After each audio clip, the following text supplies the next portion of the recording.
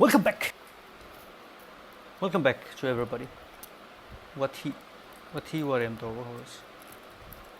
Pung aniga minute 16 tare. Ayugi. I mean nungdangi. Pung aniga minute 16 ko. Aduga horse nga sige video. Ahamba video nga sige aduna. If you are new to this channel, everybody is new to this channel. Subscribe to Ramu. Aduga disclaimer.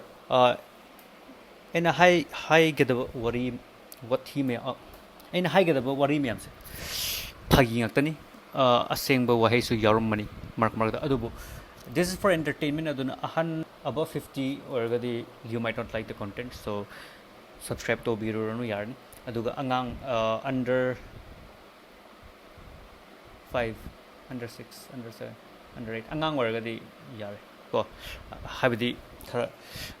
nungai taba content yarum.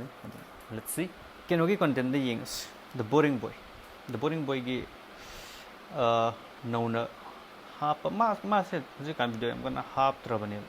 karan yen drembam gi ko mana okay, hi guys, ngasi views here.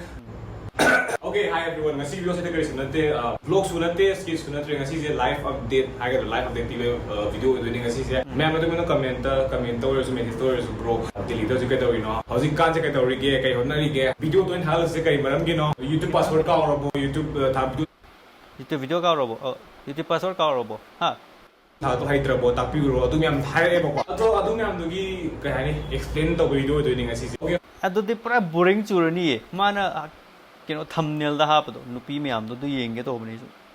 yeng se ko samaya skip to yai ba habdi yeng ba yai ba skip na tabi to yeng nupi am te yaw de ma ge se pura scam ne mana delhi to bi what am I doing in Delhi yaw do ma scam to ne ba se yeng ma ge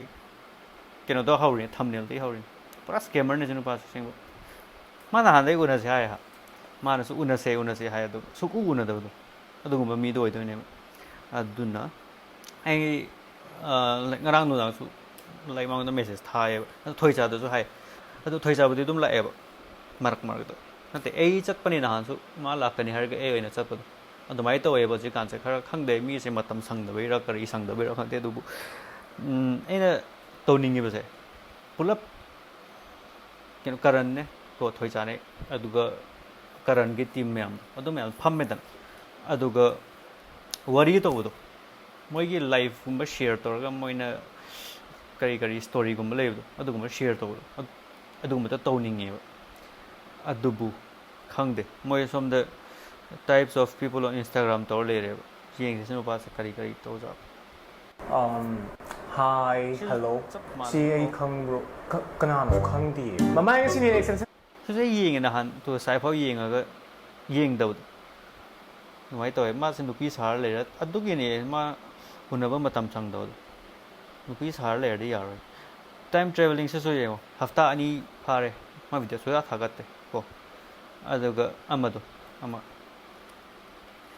machine nupa si di hingi bone ma YouTube tha tara 10 months only delete oi dream my channel 151k subscriber yeah 1 year ago gi video masi so ken oiram moi magistan ga kem oiram do man yi mai tai ne ba se ai khoi kau han le mayam na mai te yo se ka hal le ba ai kau han ba yar ai ai tor ke khar masi so ma gi video na te sina bimol a koi jam koi oza hoji de mantri oi ma le ma andak election leba ma I think yeah I saw him somewhere aduna mase tk gi su half tre video ma gi mut trend ma channels adu mi gi har ai gi channel su mi na nang channel le hack to ro bo na hang ya ai gen reaction adu and the giveaway to thokni adu mi ngap ko mi na de phone gumba gift to ne giveaway to paisa ga giveaway di pulap channel on giveaway to we do nei dro som legendary handak adoba like sege channel se de giveaway to right masi phajana chalai ba to na chalai ba honor ge ko do mayam gi mateng yaw dar di yaro ge mayam gi mateng lawraga hojik se maning gi anime mayam se loi tagi dore fazana nap tabe si mayam loi tar sai se sum mayam yauri ko if you know this character guys in comment section da ko ai mingam ta hai roi noi haizaro in the comment section so yauri ni ko mayam ai share tor ke ai tor ke se mayam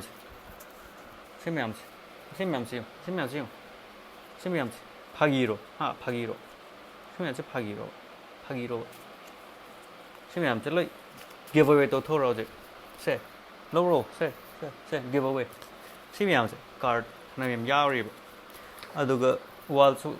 하나ям데 납 키바네 또 스크린 다 플럽디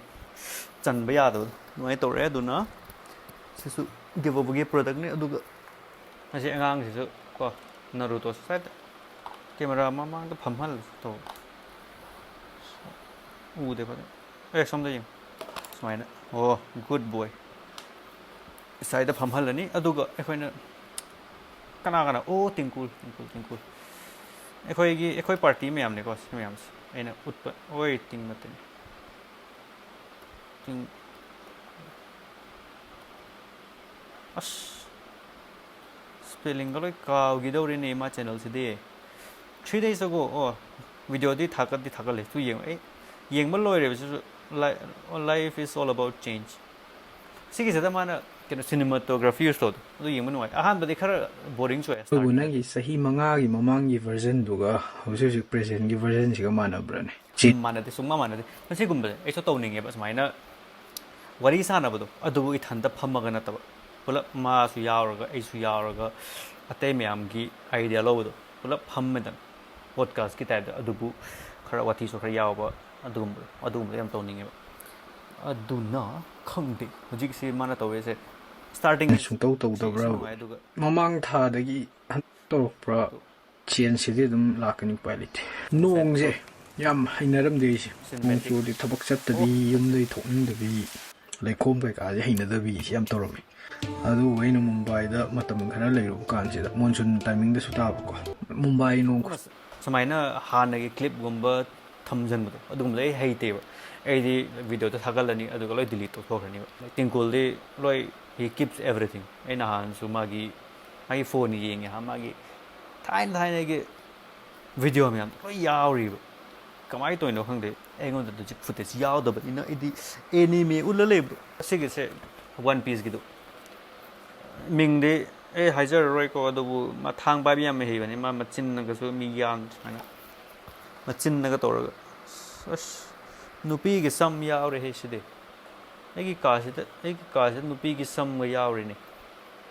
sidi kamai to do sidi pharak tar ni ne sam nupi ge sam nappa le ni oh ho